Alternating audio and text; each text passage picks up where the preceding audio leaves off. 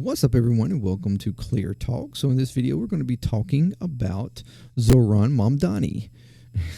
If you do not know who that is, he is a someone who is going for the New York mayoral primary, Democratic primary, and as of Tuesday, when the voting happened.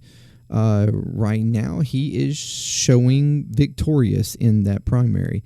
I'm going to be honest, I was not following this that much, but it's a big news at the moment. So I have kind of tried to look into who he is, what he stands for, and kind of talk about that. And then also the reactions from this, and particularly Republican reactions. So yeah, let's break this down. So Zohran Mamdani, he is a Muslim Indian American. Okay, he is originally from Uganda. He moved here to New York at the age of 7 with his mother, who is a famous filmmaker. In 2018, he became a naturalized citizen. So I think this was shortly after he graduated from college. So by all means, he's a citizen now, naturalized. He's lived here since he was 7. Like I said, his clip over here.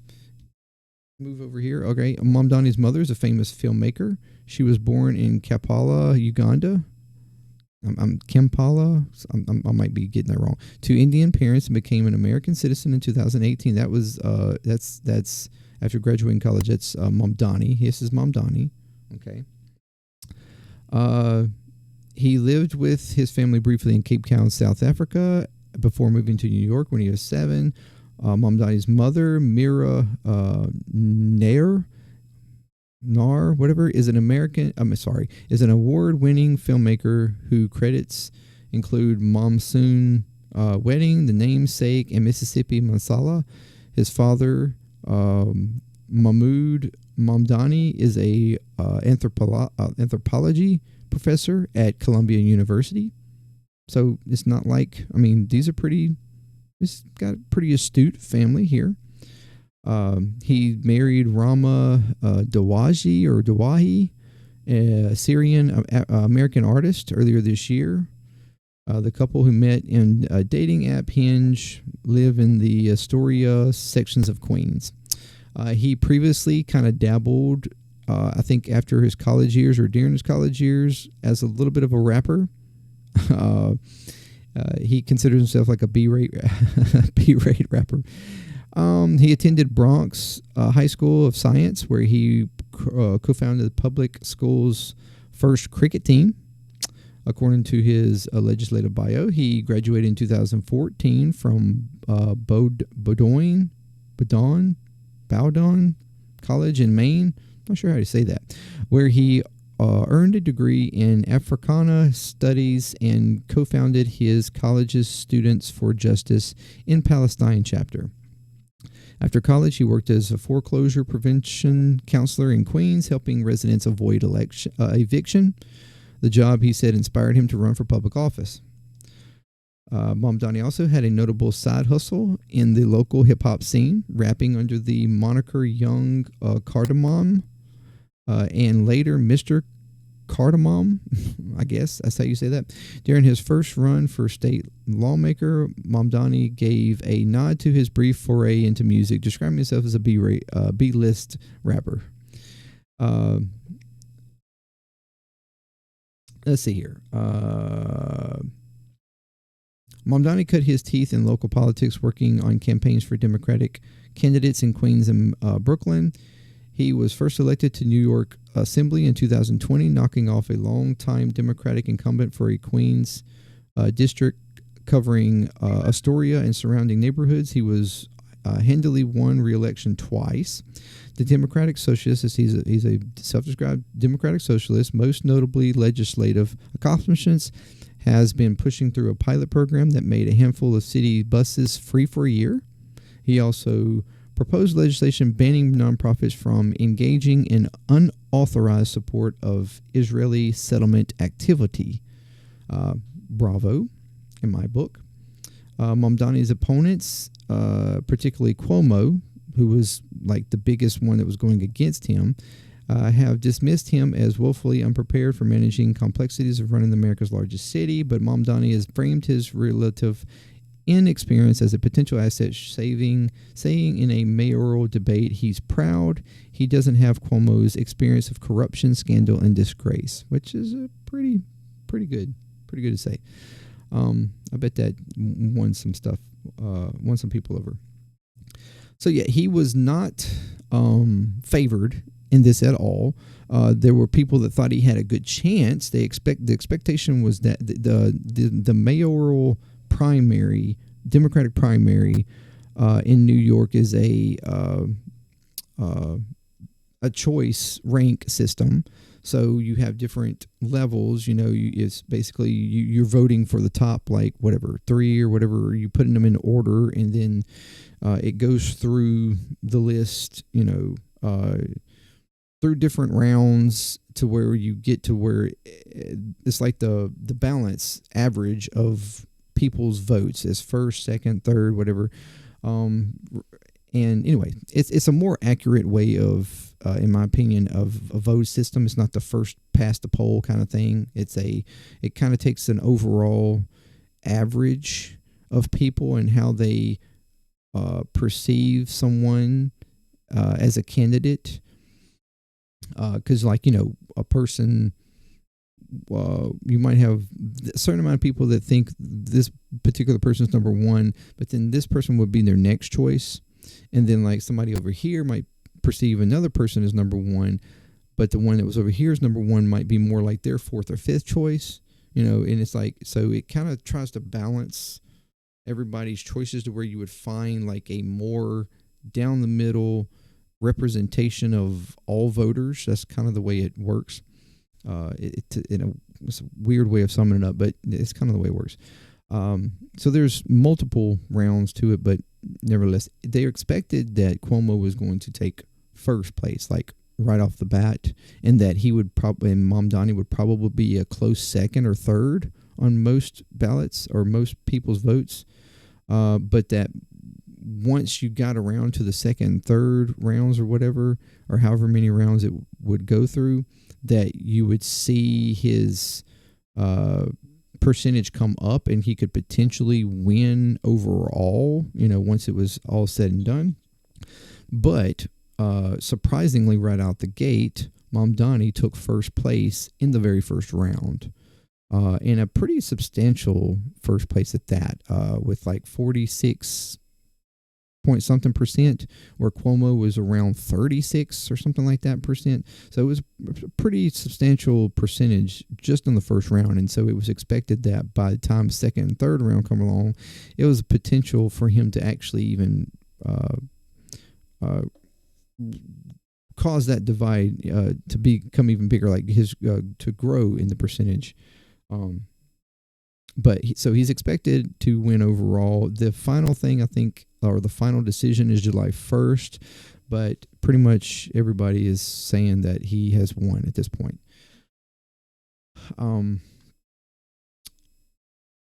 Mamdani has used buzzing campaign videos, making many with winking references to Bollywood and his Indian heritage, to help make inroads with voters outside his slice of Queens. On New York's Day, he took part in the annual polar plunge into the chilly waters off Coney Island in a full dress suit to bring down his plan to freeze rents. That's one of the things that he was pushing for, is the idea of freezing rents for certain renters. As the race has entered the final stretches, Mamdani walked the length of Manhattan, documenting the roughly 13 miles trip by posting photos and videos of his interactions along the way. In TikTok videos, he's even appealed to voters of color by speaking in Spanish, Bangla, and other languages. So he's doing the whole. He did the whole 9 yards around, connecting to the people and connecting to voters around the area. His progressive promises. Mamdani has offered a more optimistic vision in contrast to candidates like Cuomo, who have largely focused on crime and law and order issues. His campaign has been packed with big promises aimed at lowering the cost of living for everyday New Yorkers, with free childcare, free buses, a rent freeze for people living in rent-regulated apartments, and new affordable housing, much of it by raising taxes on the wealthy. Sounds pretty good. The big promises have unsurprisingly endeared him to the Democratic Party's liberal wing. It's more progressive wing, but whatever. Mamdani secured endorsements from two of the country's foremost progressives, AOC and Bernie. His pro-Palestinian views. Mamdani's outspoken support for Palestinian causes was a point of tension in the mayoral race, as Cuomo and other opponents sought to label his defiant criticism of Israel as anti-Semitic. Of course they would. The Shia Muslim has called Israel's military campaign in Gaza a genocide, which it is, and has said that the country should exist as a state with equal rights rather than a Jewish state. Agreed. That message has resonated among pro-Palestinian residents, including the city's roughly 800,000 adherents of Islam, the largest Muslim community in the country. So he's speaking to that part of the city. During an interview on CBS's The Late Show on the eve of election, Stephen Colbert asked Mamdani if he believed the state of Israel had the right to exist. He responded, yes, like all nations, I believe it has the right to exist, and a responsibility also to uphold international law. It's clear as day. It's always this bait and switch kind of thing. Oh, well, do you think they have the right to exist? That stupid question that's always presented. Just because you don't agree with what they're doing, oh, well, then you must not agree with their right to exist because you are pro-Palestinian, and there have been Palestinians or causes in the Palestinian, that say that Israel shouldn't exist. Although the question there is the way they exist shouldn't exist. That, as for me, is what that actually means. The government and the way it governs and the way the vision of the way they exist should not exist. Not that the people in the nation itself should not exist. Although, granted, they are on stolen land. So,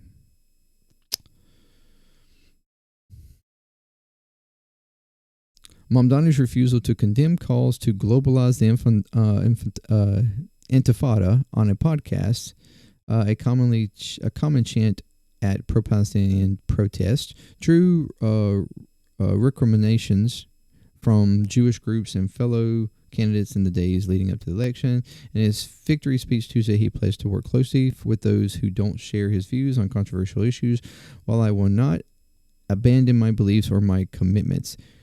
Grounded in a demand for equality, for humanity, for all those who walk this earth, you have my word to reach further, to understand the perspectives of those with whom I disagree, and to wrestle deeply with those disagreements. So, he has a very progressive platform, or I wouldn't even say a very progressive platform, it's just a progressive-like platform. Like I said, having the backing of AOC, Bernie, because of that, he has spoke to, lowering costs, free child care, free buses, rental freezes, affordable housing, raising taxes on the wealthy. This is all, this is the progressive wing of the Democratic Party. And he is winning. And that's the point that should be that Democrats should take from this, because you have a large section of the Democratic Party that still thinks that they should continue the way they've been continuing, doing the milquetoast, middle of the line corporatism and everything else. That we this is what our branding is, or this is the what it takes to win against Republicans. Although that it's clearly been shown to not work. It's the reason why we have Trump right now. The movement in the party, the movement across the nation, with like Bernie's Fight Oligarchy tour still going strong, and then stuff like this, where a progressive candidate for mayor wins the primary, or at least appears to be easily winning the primary, because it speaks. Because the what progressives speak on is what it connects to people, the needs of people right now. Cuomo talking about crime and order, crime and law and order and everything. Right? We don't need that.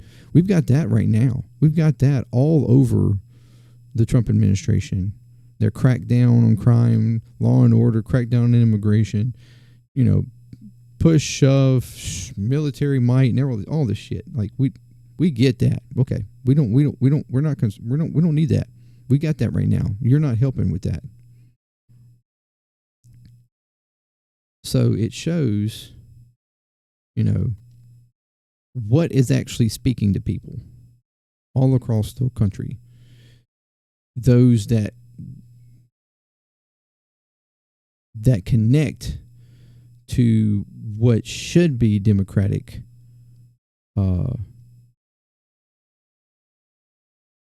strengths, that should be the Democratic Party and the platform for the Democratic Party. A complete opposite, a push against what the Republicans are giving, what MAGA is giving. That's what we need. So what are Republicans saying about this? All right.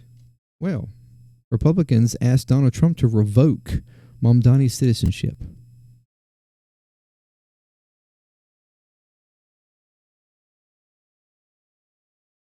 Are you kidding me?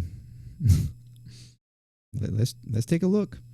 The New York Young Republican Club, NYYRC, has called for the federal government to strip Mamdani of his citizenship and deport him.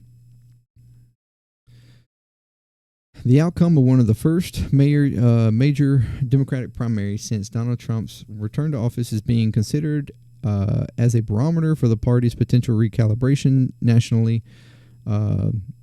The White House has framed the upset victory by Mamdani, who could become New York's first Muslim and Indian American mayor, as evidence of uncontrolled migration.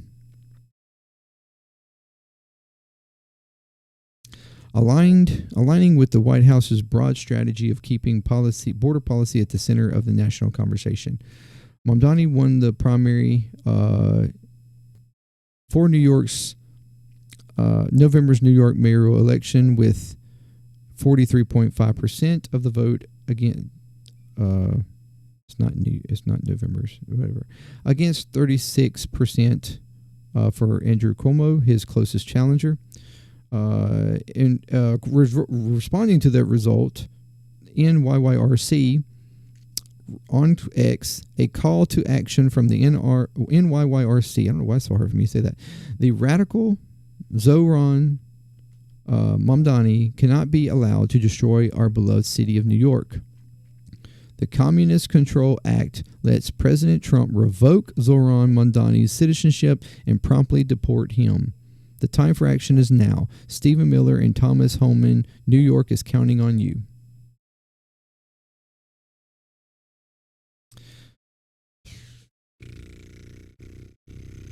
Miller framed Mamdani's upset victory as a result of a failure to control migration. The NYYRC was founded in 1911 and exists as a political and social club for Republicans aged between 18 and 40 in New York. Mamdani was born and Uganda, we've already talked about this. He came to New York City at 7, naturalized as a U.S. citizen in 2018. In 1954, President Dwight Eisenhower signed the this is something I actually didn't know, but signed the Communist Control Act into law. In theory, this outlawed the Communist Party of the United States and banned communists from serving in certain roles. In practice, the act was rarely enforced and was stymied by numerous legal challenges. On Wednesday, Donald Trump hit out at Mamdani, currently a New York State assemblyman, branding him a 100% communist lunatic on his Truth Social website. And he did. I've seen the post. Betting website, well, that doesn't matter. What people were saying, Republicans for National Renewal, a group that says it campaigns for Donald Trump's first agenda.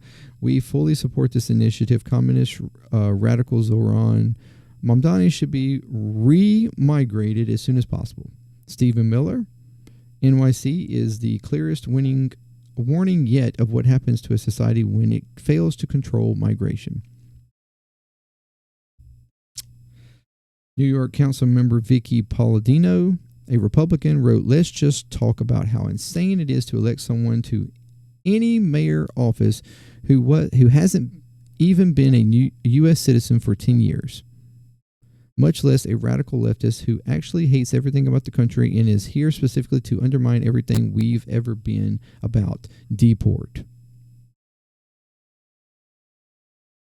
Her team later said, Councilwoman Palladino stands by this statement, and while Zohran is clearly achieved U.S. citizenship and thus is not eligible for deportation, the fact remains that under current administration policy, Zohran likely would have been removed from the country before achieving citizenship due to his involvement in multiple anti-Semitic and far-left organizations in college, which he has denied those allegations.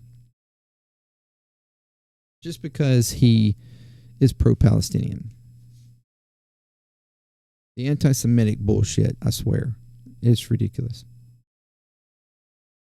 You can't.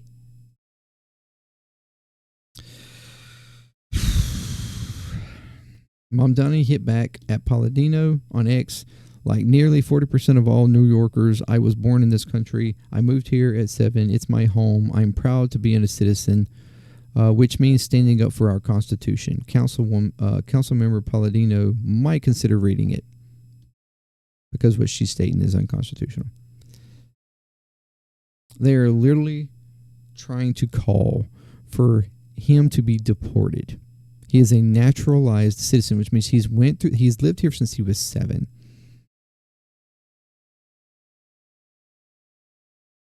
He's a naturalized citizen.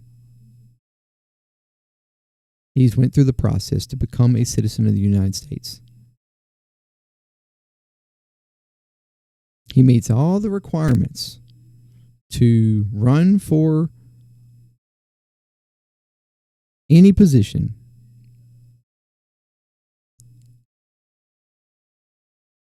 The people of New York, the citizens of New York, have clearly made their decision.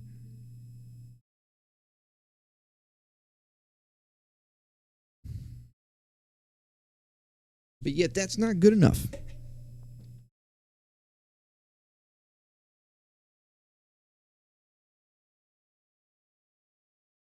He's labeled as a communist. And Republican organizations and clubs calling for him to be deported, to revoke his citizenship.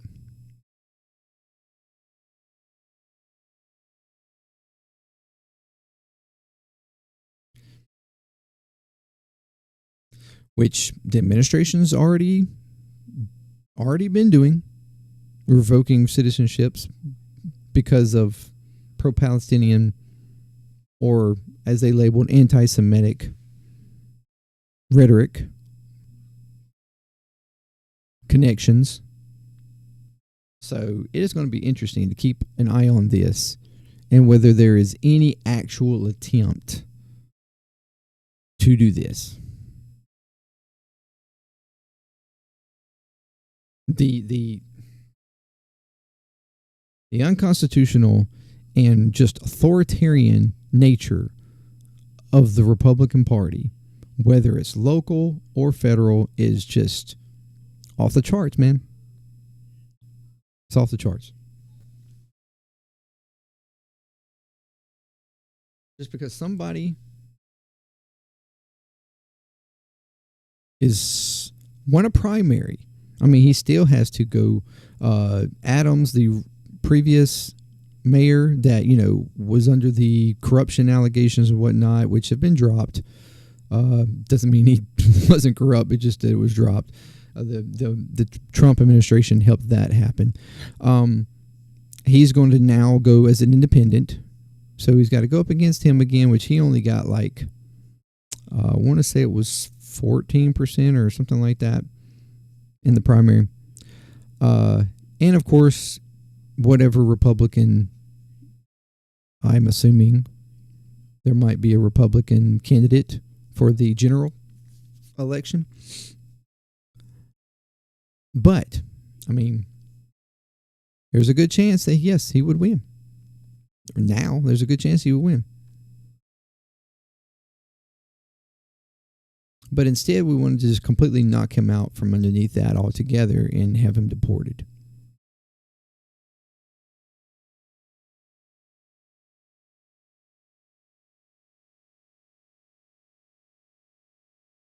This is crazy.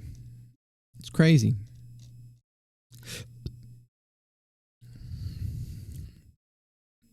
By all means, he shows to be an upstanding citizen. His family history is upstanding citizens. He fights for progressive policies that help citizens. And he promotes policies that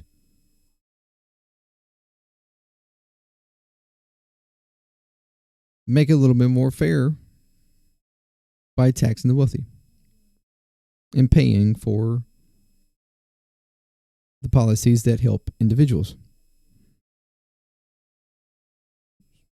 It's progressive policies all around. Policies that I agree with. That would help the people, help citizens, help everyday regular people instead of helping the wealthy all the time. And putting up the middle finger to all citizens.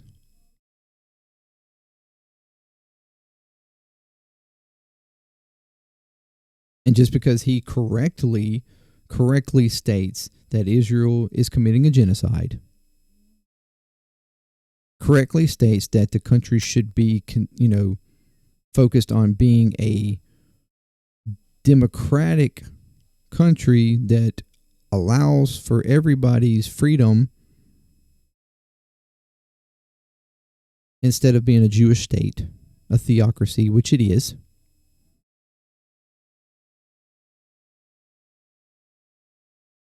He correctly states all these things out. And that makes him anti-Semitic. Absolutely ridiculous. Absolutely ridiculous.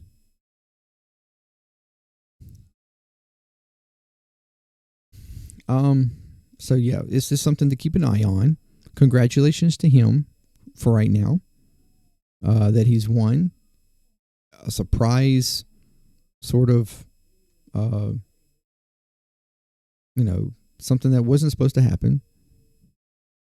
A surprise victory that points to exactly where the Democratic Party should be focusing, should be moving, should be shifting to. It's clearly over and over a winning strategy against the actual opponent, the actual opposition of MAGA. Nobody wants this down the middle milquetoast BS where we play and obfuscate and stuff to the Republicans and to MAGA and everything, like trying to play pretty with. No, fuck all that. Time for that is over. No more of that. That clearly doesn't mean anything. We need a complete opposition. And this shows it. And when you actually speak and talk to the needs of people, you win. So Democrats need to get in line. They need to realize it. Stop concerning themselves with playing with the Republicans. Stop concerning themselves with playing with their wealthy contributors, and actually start representing and focusing and concentrating on the American people. And then you might fucking win. Thank you very much. Let me know what you think in the comments. Until next time, peace. Clear Talk. I'm out.